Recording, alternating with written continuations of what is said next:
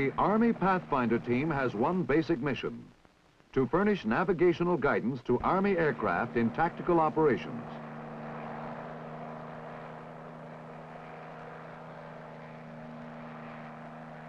Through the skill and daring of Pathfinders, helicopters can be guided to points behind enemy lines in surprise assaults on tactical objectives.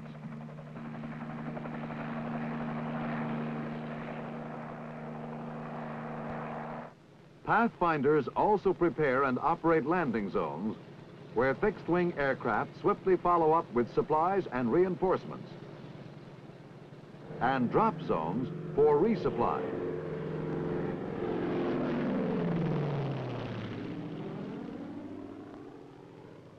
Thus, swift mobility and tactical surprise will follow the footsteps of the trained and resourceful Pathfinder team.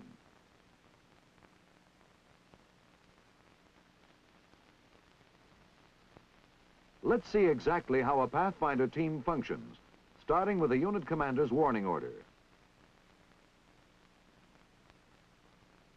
Here, the Pathfinder team leader learns the nature of the mission, date and time, the type of aircraft to be used, and the units which will be involved in the operation.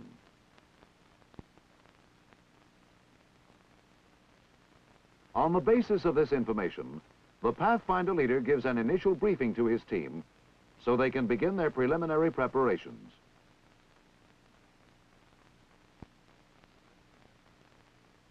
When the operations order containing the complete details of the mission is received, the Pathfinder leader can complete his plans.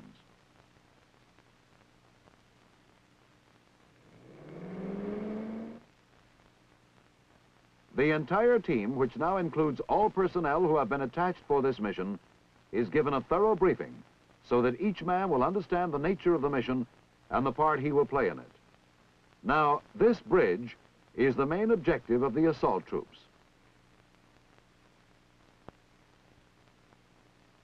And this area off to the east has been designated the landing zone. Since there will be 4 flights of helicopters in each serial, we will set up and operate 4 landing sites.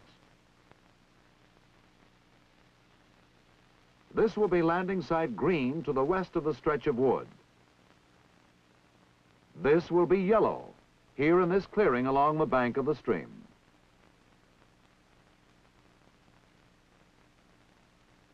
Blue will be over here in this wheat field.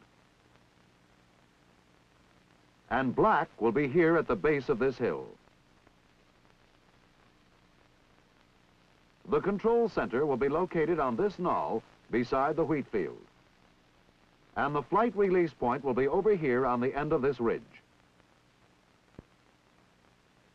Now each individual is assigned his specific duties, the attached personnel as well as the Pathfinders.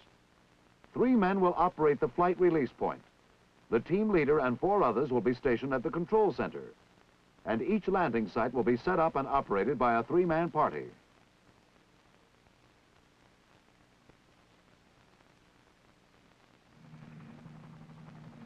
Pathfinders may be delivered to the designated area by landing in helicopters or fixed-wing planes. They may also be delivered by parachute and under certain tactical situations by ground vehicles and amphibious craft. In this operation, the team will be delivered by helicopter. If time permits, a rehearsal of the entire operation is conducted. It is held on terrain which is as similar as possible to the terrain of the actual operation. All equipment to be utilized is employed.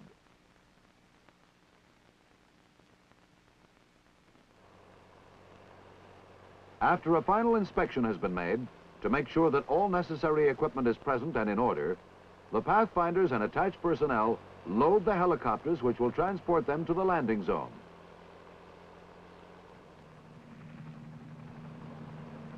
And the first phase of the air mobile assault gets underway.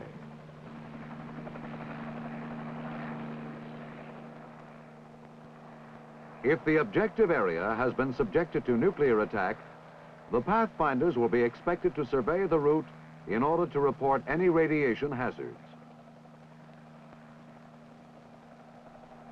When the team is transported directly to the landing zone by helicopter, the men will be divided up so that each aircraft will have to make as few landings as possible. One helicopter will land first at the location selected for the flight release point. Since this is the location at which all subsequent flights will be released to find their designated landing sites, it must be a terrain feature which can easily be recognized. When the men who will operate the flight release point have unloaded, the helicopter continues on to the location which has been selected for the control center. Here, it lets out the Pathfinders who will operate this installation. The control center party also checks immediately to make sure that its area is free from any radiation hazard. Assured of this, the takeoff signal is given.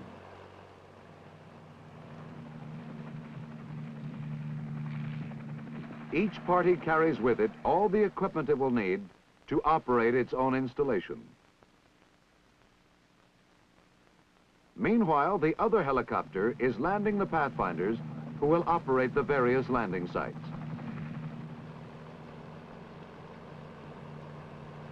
By landing the Pathfinders directly on the area selected for each landing site, much time is saved, and the assault troops can follow the Pathfinders at a closer interval.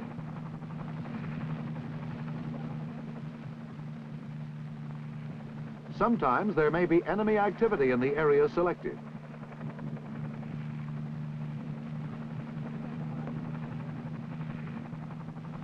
In such cases, an alternate landing site will be used, and the control center will be notified as soon as communications have been established.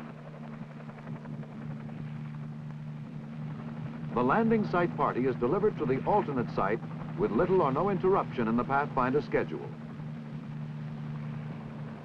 Once on the ground, the landing site party immediately starts to prepare the site for use. One man makes sure there is no radiation hazard and selects the locations where the helicopters will land.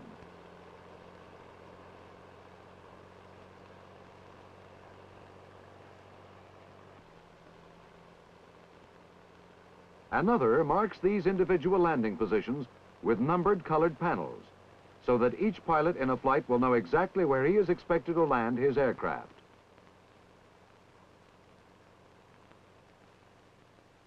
And the third prepares the ground-to-ground radio, which will be used to communicate between the site and the control center. Obstacles to landing, which cannot be cut down or removed, are marked with red panels. While the landing sites are being prepared, the control center also is being readied for operation. One man readies the short-range ground-to-ground radio to net with the individual landing sites. The Pathfinder team leader prepares his ground-to-air radio so that he can communicate with the incoming aircraft. Another prepares the long-range ground-to-ground radio, which will enable the control center to communicate with higher headquarters. And still others are busy erecting the ground plane antenna, which can be used to increase the range of the radio sets at this installation. After the equipment is ready for use, all pertinent information is collected in a log. Enemy activity, radiological readings, everything which is necessary is recorded. Wind northwest at 10. While the control center and the landing sites are being prepared, the flight release point also is being established. A homing beacon has been set up to guide the incoming aircraft to the area. A prearranged visual signal, usually a letter of the alphabet, has been laid out to mark the point. And a short-range ground-to-ground radio is ready to net with the control center and the landing sites. All of these installations within the landing zone are set up simultaneously. usually within 5 to 10 minutes, so that the attacking force will not lose the tremendous advantage of surprise. As the flight approaches the communication checkpoint, radio silence is broken by the serial leader of the approaching aircraft. Pathfinder, this is Alpha 1 at checkpoint, over. Alpha 1, this is Pathfinder. Enemy truck column at 385-732. Wind northwest at 10. Green, land 351. Yellow, land 343. Black, land alternate site 324. Blue, land 312. While the incoming serial is being given its landing instructions, the ground installations are alerted to its approach. Alpha 1 at checkpoint, over. Alpha 1 at checkpoint, out. Everyone must be prepared to accomplish his mission the moment the aircraft are sighted.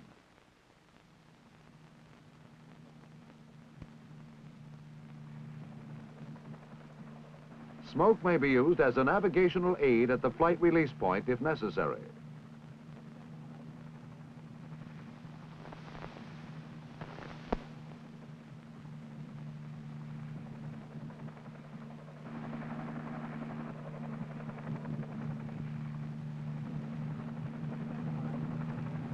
The object is to get the approaching aircraft onto the ground at the landing sites as quickly and safely as possible.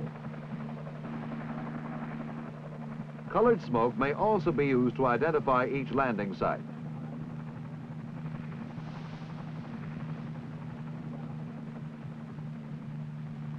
However, since smoke gives away the position, it is generally used only on order of the team commander.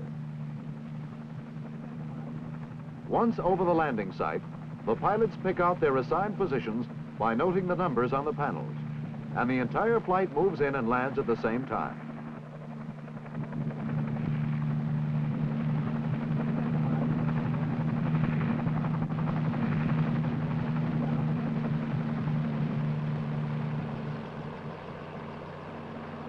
When the troops are unloaded, they are directed to the initial assembly area located in close proximity to the landing site.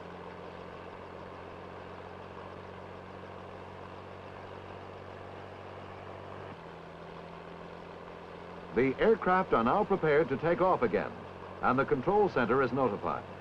The pilot gives the code name of the flight, as well as the fact that it is ready for takeoff.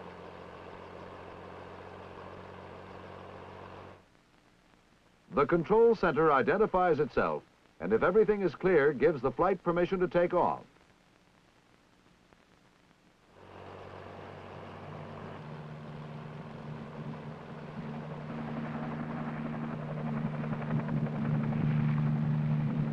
As soon as the first flight takes off, the landing site is ready to receive the next one.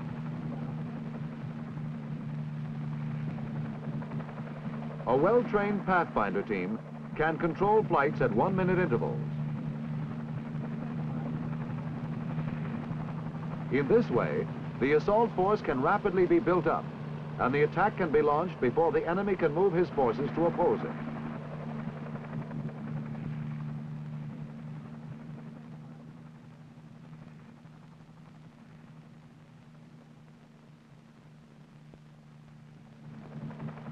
Pathfinders continue to operate the landing zone until all helicopter serials have unloaded.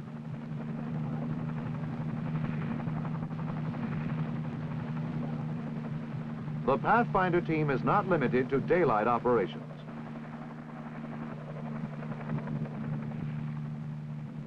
Pathfinders are capable of operating this type of installation at night. At the landing sites, colored lanterns are used instead of panels to mark the individual landing positions. Lanterns are also used to indicate the direction of landing. And flashlights used in pairs are employed by the Pathfinders to transmit signals to the aircraft.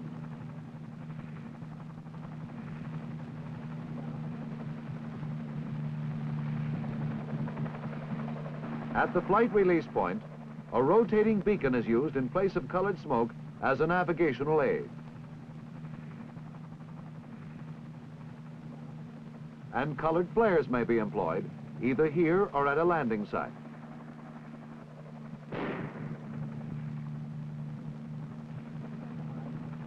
Flares are used only when necessary. Like smoke, they can be seen by the enemy.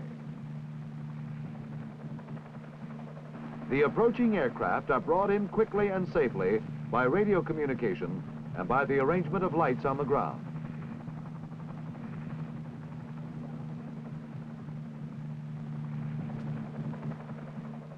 With a well-trained Pathfinder team, a night operation can be conducted as efficiently as a daylight operation.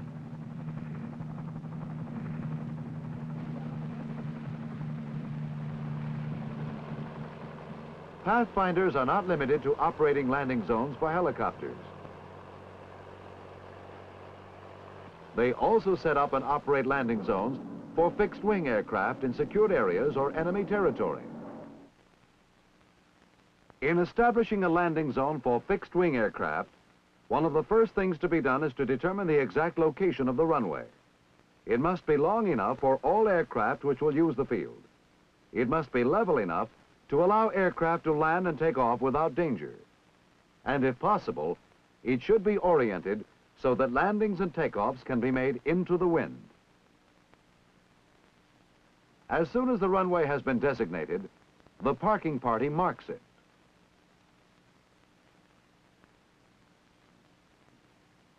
Panels are staked down at 100-yard intervals to mark the edges. They are arranged in an open pattern to mark the start of the runway, and in a closed pattern to mark the end of the runway. These markings will indicate to the pilot the proper direction for landing. At the same time the runway is being marked, it is also being improved. Obstacles to landing are removed. When they can't be removed, they are marked with red panels.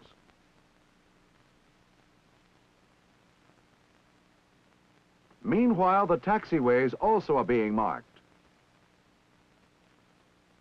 The taxiways lead from the end of the runway to the parking area, then back to the start of the runway.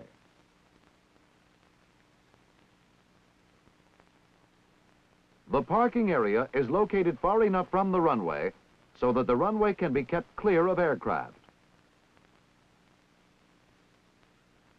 Numbered panels are used to mark the unloading positions for each plane in the flight.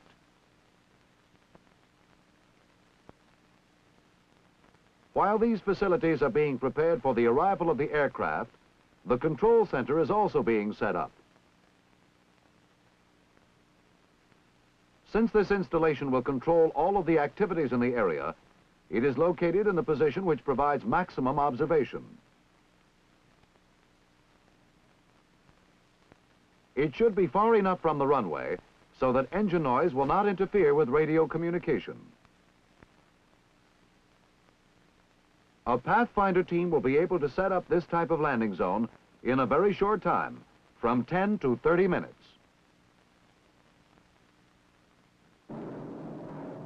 The landing zone must be ready when the first flight of aircraft arrives.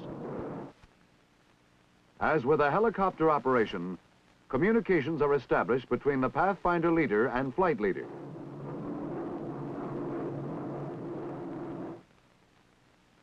Navigational instructions are given all aircraft in the flight, and the Pathfinder parking party is warned that a flight is approaching.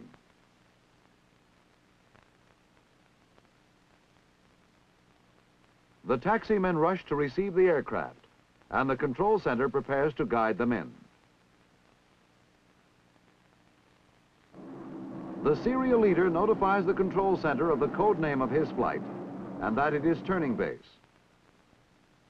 In reply, the control center states that the field is cleared to land, to make left turn at taximan, and to park at Black 1.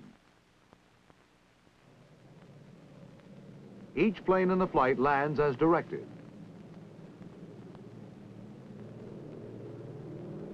As soon as it touches down, it is controlled by the parking party. The taximen direct it onto the taxiway leading to the parking area.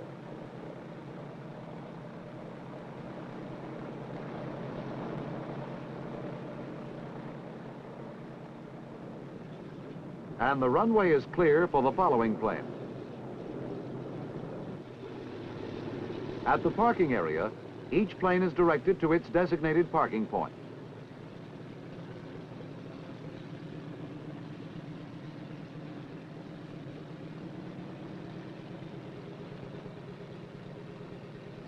As soon as a plane is unloaded, the control center is notified. The pilot gives the name of his flight and states that his plane is ready for departure. The control center notifies the pilot that he is cleared to taxi and gives him the direction and force of the wind. The aircraft is guided from the parking area to the taxiway, which leads back to the starting end of the runway.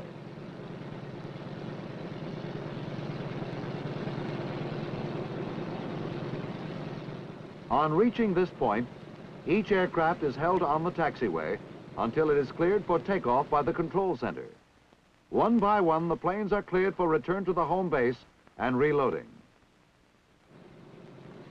The pilot signals that he is clear, then taxis onto the runway to take off. Thus, the Pathfinders control a continual succession of flights arriving and departing, operating by day or by night. Clear lanterns in place of panels are used at night to mark the edges of the runway, and colored lanterns are used to mark both the approach end and the departure end.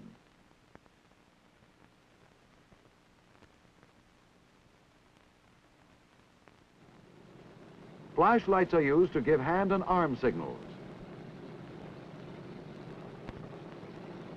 To mark the taxiways in the parking area, other colored lanterns are used.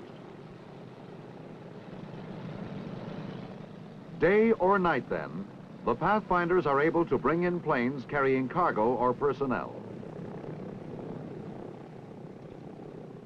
At the parking area, they are rapidly unloaded to clear the area for incoming aircraft.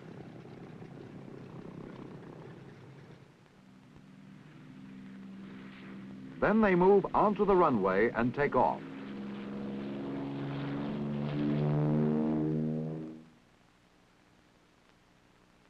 Pathfinders may also be called upon to operate drop zones for the aerial delivery of personnel or supplies in either friendly or enemy territory. In setting up a drop zone, the first thing to be done is to locate and mark the T. For daylight operations, panels are used.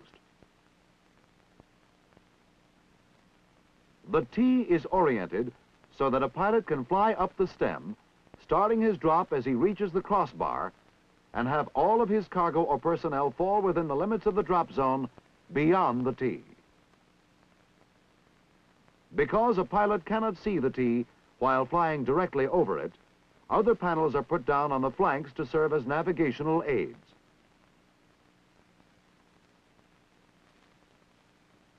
Other visual and electronic aids can be set up once the T has been established. At the same time, the control center is set up, usually at the junction of the stem and crossbar of the T. Assembly points are selected and marked according to a prearranged plan.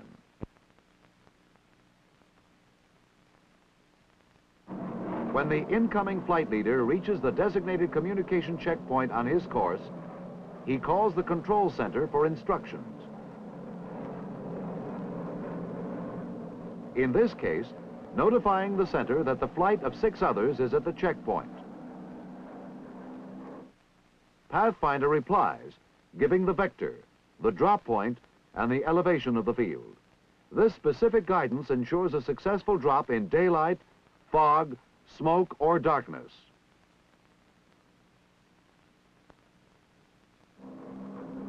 The flight leader takes the magnetic heading, which has been given him, and the other planes in the flight assume the proper formation for the drop.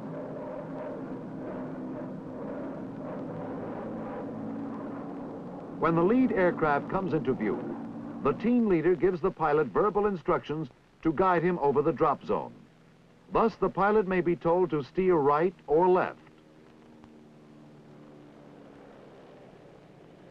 Other planes in the formation follow the course set by the leader.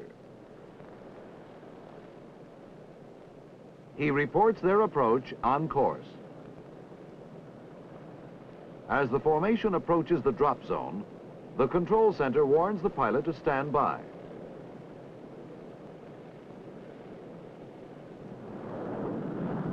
As the first plane passes over the tee, the control center calls for the drop, repeating 3 times the command to execute. The plane drops its cargo and heads back to its base. The second plane comes in on the same course, and as it passes over the tee, it is given the same command. The plane drops its cargo and returns to its base.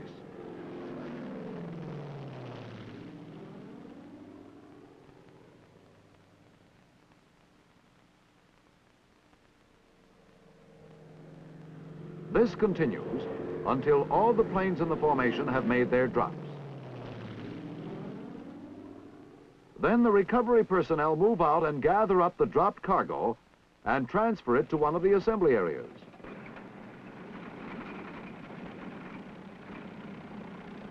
Thus, the Pathfinders operate a drop zone during daylight. At night, the operation is very much the same. Either infrared or visible lights are used to mark the tee as well as the flanks.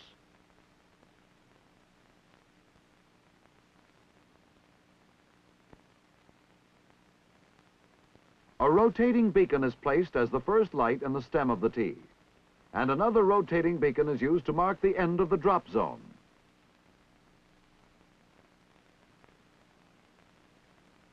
As the planes come in then, they see the same pattern as in daylight.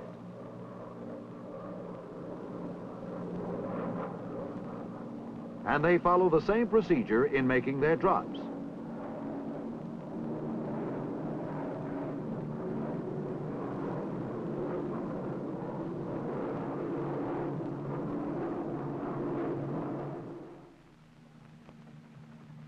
These are the principal ways in which the Army Pathfinders are employed. To operate landing zones for rotary wing aircraft. To operate landing zones for fixed wing aircraft.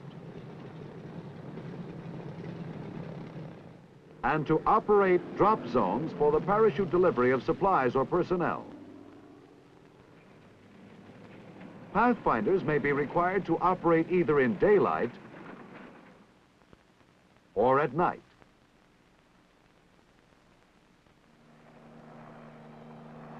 As warfare becomes more fluid and combat units are required to operate over longer and longer distances, such modern units as the Pathfinders will be more and more in demand.